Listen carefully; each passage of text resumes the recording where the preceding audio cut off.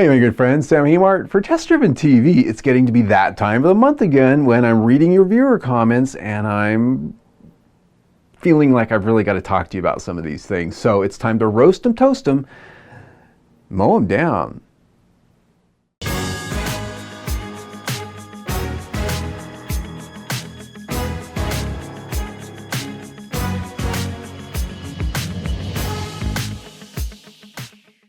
All right, my friends, as always, the Mow Down is unrehearsed. There's a couple little edits here and there, but I've got my cards here with the top 5 comments since the last time we've done a Mow Down, and I'm just going to get started right now.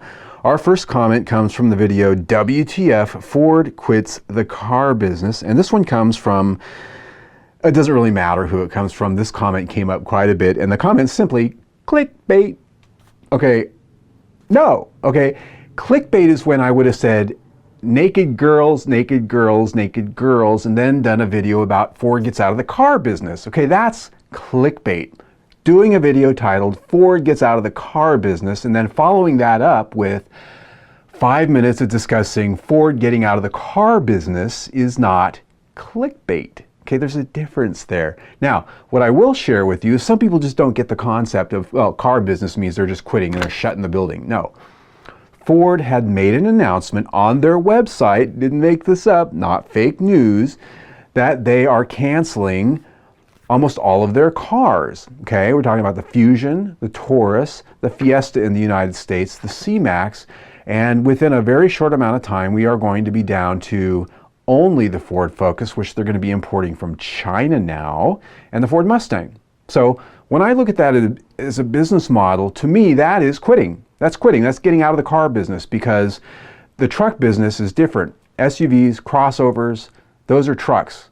And the delineation there really comes from the EPA when it comes to CAFE standards. And that's kind of a different thing we haven't talked about yet because if they're a truck maker, the CAFE standards for trucks and crossovers are considered trucks when it comes to the EPA. Well, their CAFE standards are a little different. See, there's a little bit of a chess game going on here with Ford stopping building cars and some of the other American manufacturers doing that as well too. But I'm kind of getting into the weeds here. Clickbait, no. Clickbait's when I'm doing something entirely different to get you to click on it, and then that's not what the video is about. This video is about Ford quitting, for all intents, the car business. And yes, they are going to be building the Ford Focus from China.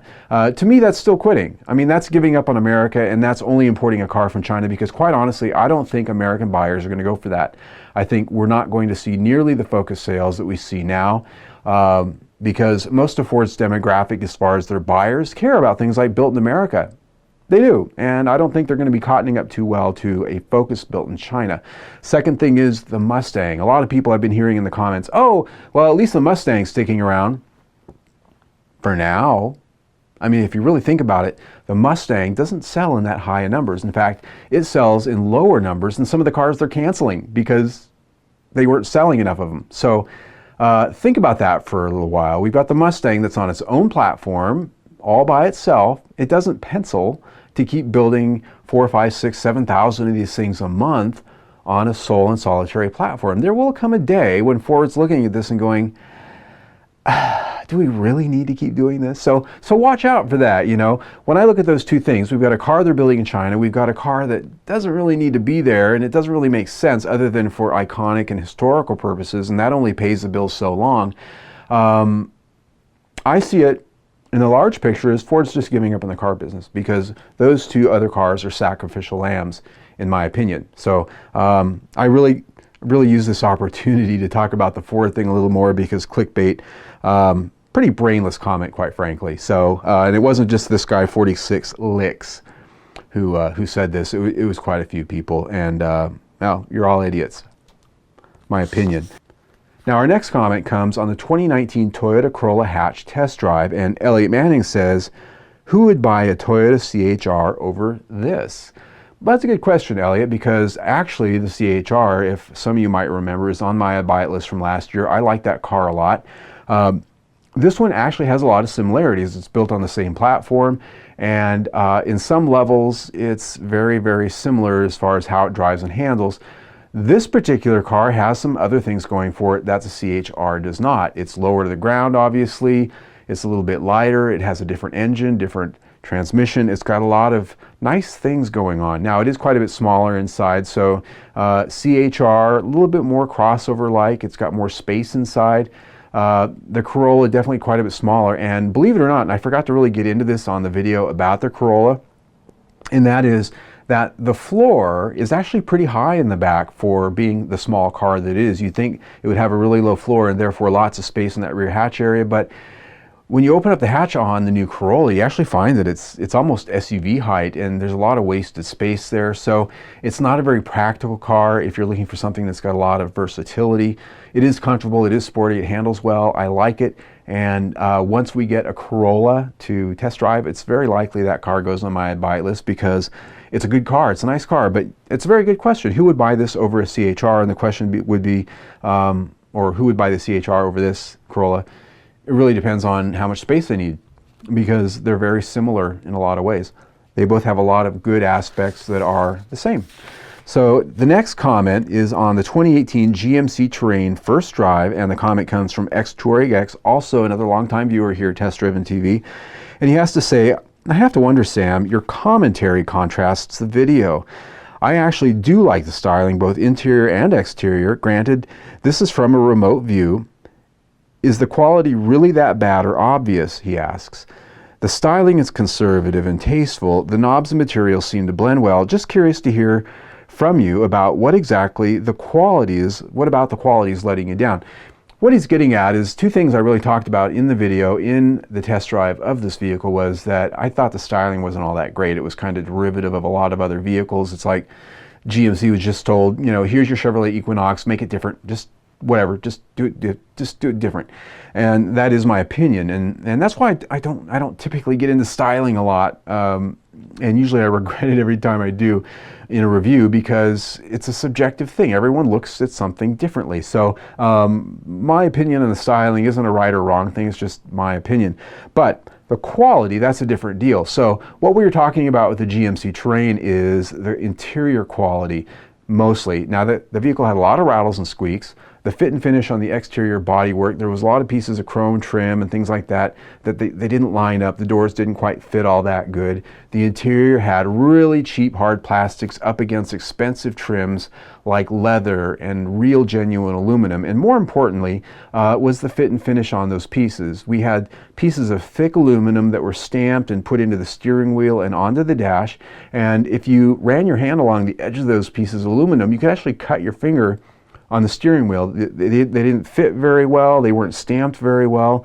They look homemade in like a shop class or something like that. And so I'm a picky bitch when it comes to quality. I'll fess up. So my level of what quality is maybe quite a bit higher than a lot of buyers, particularly American car buyers. They tend to have a lower bar for quality, which is why they buy American cars.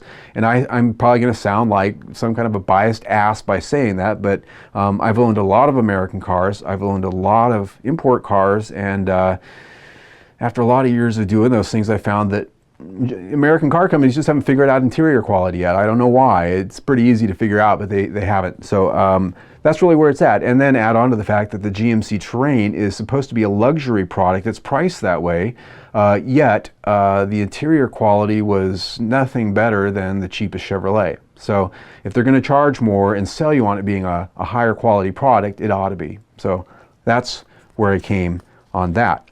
Next comment, as soon as I can get to it, is on the 2019 Chevrolet Silverado engine's detailed look video, and John Greitback, sorry, again, non-rehearsed, sick of the nanny mindset in our day. Why can't the buyers get a choice to turn off that auto start-stop function permanently if they want to? Disgusting.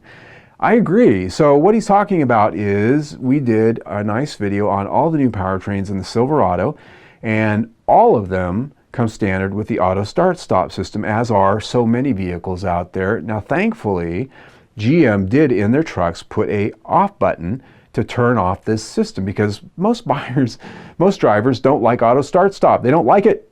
They don't like it. GM, on most of their cars that this is in, they don't let buyers turn it off. They don't let buyers turn it off, which is sick. That's sick, twisted shit, in my opinion. But in the trucks, at least, they've given buyers an off switch. But in this case, he's saying, why don't you let us turn it off permanently? Because that off switch, by the way, you can turn it off, but the minute you shut the truck off and you turn it back on again, the system defaults to on. If you want that off, you have to turn it off every time you get in the car. Very annoying. And to answer his question, the reason they don't is because using these systems helps them achieve their CAFE standards. And so if it were latching, meaning you could turn it off permanently, they couldn't use it to count for achieving the ratings for the government tests, right? So to be able to say this is what the MPG is on the window sticker, they wouldn't be able to count this if you could turn it off completely. So by having it a non-latching switch and that it defaults to on and that the buyer might not always have it turned off, they can then count that, what it does, toward their CAFE standards. That's really what that's about. It's not required that they have this in the vehicle. It is something, it's a tool they can use to help achieve their standards. To me, it's a lazy engineering choice. They don't have to do it. There are a lot of manufacturers out there that don't, but GM does choose to do this, so does Ford, and the coming FCA products will as well. It's just getting to be a thing. I think we're going to do another video on WTF auto start stop systems, because this is a whole nother conversation. It really just is. But hopefully that answered your question. Next question here is on our WTF fake exhaust pipes video. AFA, also another longtime viewer, says, are you going through a midlife crisis? Look at that hairstyle and commentary. What's wrong with the hairstyle? I kind of liked it when I had it. I don't, seems pretty conservative to me. Look, putting that down because I'm done with it. Midlife crisis? How old do you think I am, man?